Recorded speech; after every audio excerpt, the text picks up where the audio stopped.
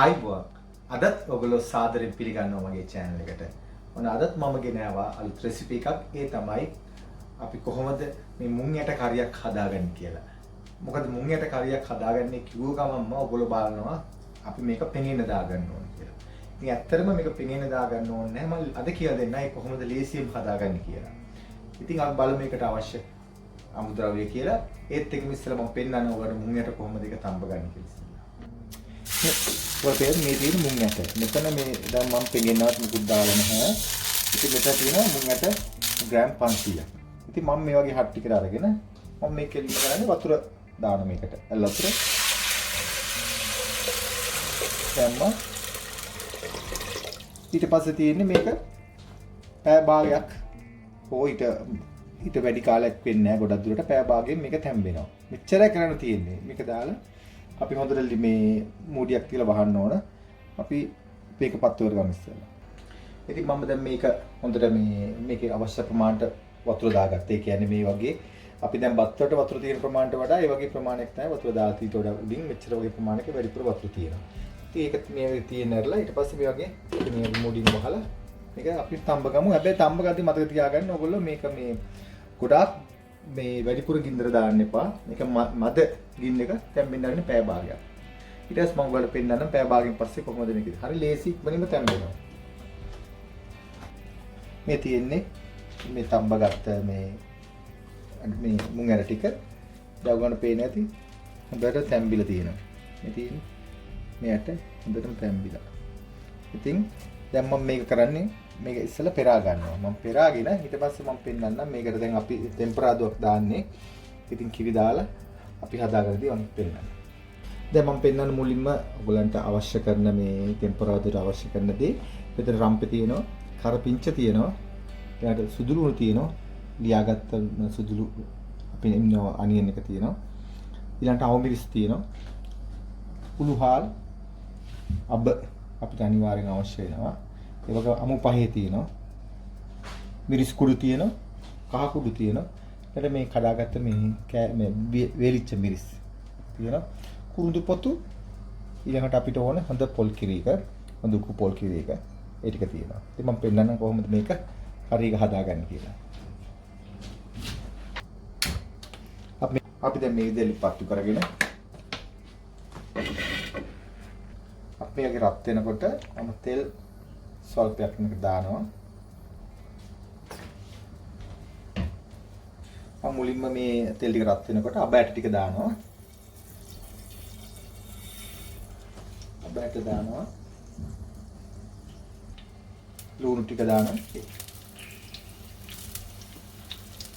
සුදු ලුණු, රම්පේ,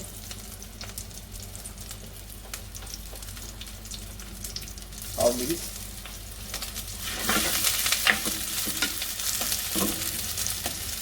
කුරුඳු පොතු, කුළුහාල් හඳක් විතර, කෑලි මිරිස්.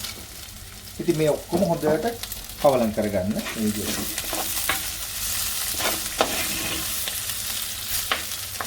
මම දැන් එකතු කරනවා කරපිංච.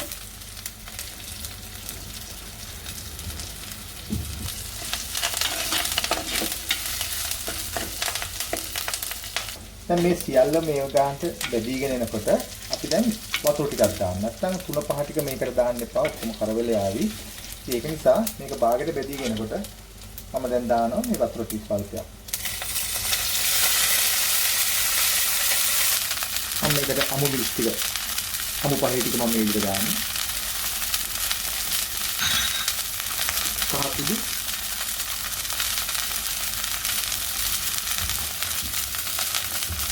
මිරිස් කුඩු ඒකත් ඔයාලා දැවිලා ගොඩක් දැවිලා කරගන්න එපා. මේක තින් හොඳ කිරි රහ තියෙන්න ඕනේ. ඒක නිසා මට තියාගන්න ගොඩක් දැවිලා දාගන්න එපා.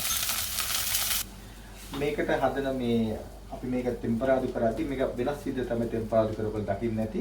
මේක දැන් මම මේ වෙලාවේ කිරි දාන්න කලින් මම ඉස්සෙල්ලා මේක මේ කිරි දාපු මේ කලමනා ටික හොඳටම ටිකක් තැම්බෙන්න ආරිනවා. තැම්බුණාන් පස්සේ තමයි අපි කිරි ටික එකතු කරන්නේ. ඊට පස්සේ කිරි ටික දාලා ඉවරලා කිරිත් එක්ක මේක හොඳට නටන්න ගන්නවා. ඊට පස්සේ තමයි අපි මුං ඇට ටික එකතු කරන්නේ. ඒක තමයි රසය ඔක්කොම තියෙන්නේ.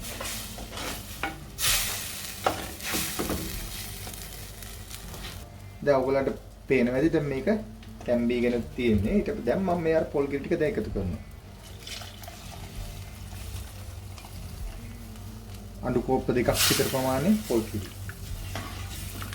ඊට පස්සේ මේක හොඳට නටාගෙනකොට අපි දැන් ලුණු එකතු කරලා තමයි මේ මුං ඇට ටික එකතු කරන්නේ. දෙකට මතක තියාගන්න මුං ඇට තම්බද්දී අපි මේ ලුණු දැම්මේ නැහැ. ඔයගොල්ලෝ දකින්න ඇති. අපි දැන් මුං ඇට ඔක්කොම පෙරාගෙන තියෙන්නේ. ඊට ඊට පස්සේ මේක හොඳ නටාගෙනකොට මේකේ රස බලලි ගල්ලා අපි මුං ඇට එකතු කරමු. ඊට පස්සේ අන්තිමට පුළුවන් අපිට නැවතත් අවශ්‍ය කරන ලුණු ප්‍රමාණය බලා ගන්න. ලුණු වැඩි කරගන්න එපා. මේක ඇත්තටම මේක හරි ගුණදායක දෙයක්. ඔයගොල්ලෝ දන්නවා ඇති මුං ඇට කිව්වම. ඉතින් ඒ ගුණයත් ඒ රසයත් තියාගන්නවයි කරන්නේ. ඉතින් මම මේක ටෙම්පරාදු දැම්ම නැත්නම් අපිට තෙල් දාන්න නැතුවත් මේක හදාගන්න පුළුවන්. ඔයගොල්ලන්ට පේනවා දැන් මේක මේ කිරි ටික හොඳට නටාගෙන එනවා. ඉතින් හොඳට නටාගෙන එනවා. හොඳට කිරි රහ මේක තියෙන්න ඕනේ විශේෂයෙන් මේ මුං ඇටවල කිරි රහ මේක තියෙනවා. ඊට පස්සේ මම මේකට එකතු කරනවා දැන් මේ ලුණු 2 ටේබල් ස්පූන් එකක්. ඊට පස්සේ මදිනා අපිට එකතු කරන්න පුළුවන්. දැන් මම මේක එකතු කරන දැන් මට පුළුවන් මේකට මුං ඇට ටික එකතු කරන්න. දැන්ලා අපි පොඩි වෙලාවක් තමයි දැම්ම. දැන් ඇත්තටම දැන් පොල් කෙරි හොන්න නටලා තියෙන. ඒකින්ද බය නැහැ. ඕන්ලාක දැන් එකතු කරන්න පුළුවන්. හරි පෙනුමයි, හරි සුවඳයි. ඉතින් අපිට අවශ්‍ය කරන හැම දෙයක් මෙතන දාලා තියෙනවා. අපි කුඩු බඩු ටික. දැන් අපි මේක එකතු කරමු මුං ඇට. මේ විදිහට මුං ඇට එකතු කරමු.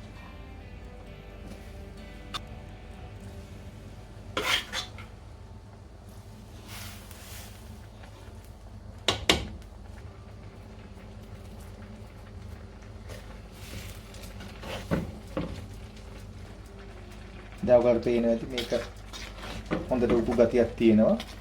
කිරි ගතියක් තියෙනවා. මේක වැඩි වෙලා කරන්න ඕනේ. මේක නටන් එනකොට අපිට බාන්න පුළුවන්.